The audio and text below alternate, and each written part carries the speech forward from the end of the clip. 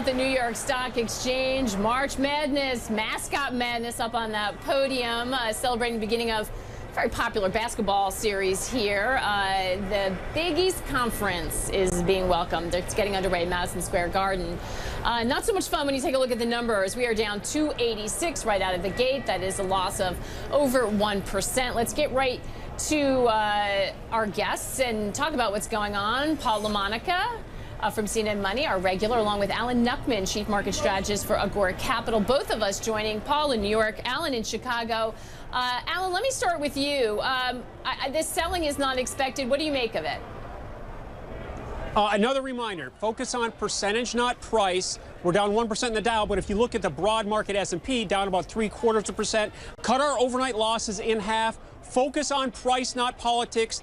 The bull market death has been greatly exaggerated. Just 2 Tuesdays ago, we were within 80 points of the all-time highs in the S&P. So you're going to see these pullbacks periodically, but we've seen healthy bounces each and every time.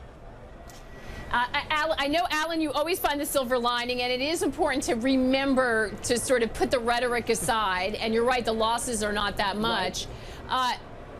But I think we hear from people that there is concern that maybe the headwinds coming from Washington, we were able to ignore it. It was all market friendly. When you're talking about protectionism, the threat of a trade war, so much uncertainty, hard to ignore that consistently. Does that become a problem for this market? The question is it different this time? I don't think so. You've got to look at tech. Tech is up 8%, and we're only 2 months into the year, up 28% in the last year. So things aren't broken. We had a pullback, and we've had a recovery. So it's important to focus on where we stand, and it's about earnings growth. Earnings growth was 15% this quarter. Next quarter, 17%. Quarter after that, 19%. Quarter after that, 21%. Now, if you want to talk about the politics, focus on the price, but let's talk about politics for fun here.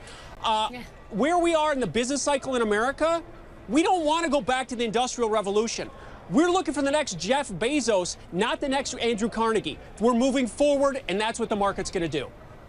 Yeah, good point. Alan, stay with us. Paul, I think this is, exactly what the worry is. They want market friendly. When we're talking about tax cuts, we're talking about, businesses bringing tax. This is the most stock market president we have ever had. He's not going to let the stock market go down. He's not going to let the dollar rally. He's going to talk tough, but this is not the first thing he said that's shaken up the market. I have a 24 to 48-hour rule. He says something or threatens to do something, see how the markets react in the next ensuing 2 days and see where we stand. This has happened with that tough dollar talk. This has happened time and time again over the last year, things that it should have and could have completely shaken the markets, but the markets come back. Again, focus on the price. The price is the answer. Alan, thank you so much. Paul, last thought to you. Alan mentioned earnings matter. We did get earnings overnight. If I'm not mistaken, some of them were continuing because it's kind of lost in all the noise coming out of the White House. And the earnings, even retail, you name it, they've been pretty positive. Yeah, earnings have been good, as Alan pointed out. The growth for the broader S&P 500, fantastic, and that's expected to continue. One thing I'm a little worried about when you look at retail, we're seeing a bit of softness. Target pulling back. They're spending a lot to juice their online growth. But another concerning trend, Ross Stores, Dollar Tree, these discount retailers, they're down on disappointing guidance.